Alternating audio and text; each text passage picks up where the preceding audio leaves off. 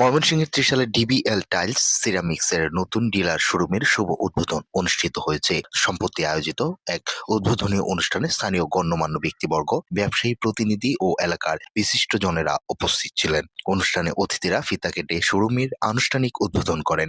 এ সময় বক্তারা বলেন, ডিবিএল টাইলস সিরামিক্স দীর্ঘদিন ধরে দেশের মানসম্মত ও আধুনিক ডিজাইনের টাইলস সরবরাহ করে আসছে। ত্রিশালের নতুন ডিলার শোরুম চালুর মাধ্যমে স্থানীয় ক্রেতারা এখন সহজে উন্নত মানের সিরামিক্স টাইলস ক্রয় করতে পারবেন। নতুন শোরুমে গৃহ নির্মাণ ও বাণিজ্যিক স্থাপনার জন্য বিভিন্ন ধরনের আধুনিক ও আকর্ষণীয় ডিজাইনের টাইলস প্রদর্শন করা হয়েছে। উদ্যোক্তারা আশা প্রকাশ করেন, এই শোরুম ত্রিশাল সহ আশেপাশের এলাকার নির্মাণ খাতে ইতিবাচক ভূমিকা রাখবে এবং কর্মসংস্থানের সুযোগ সৃষ্টি করবে।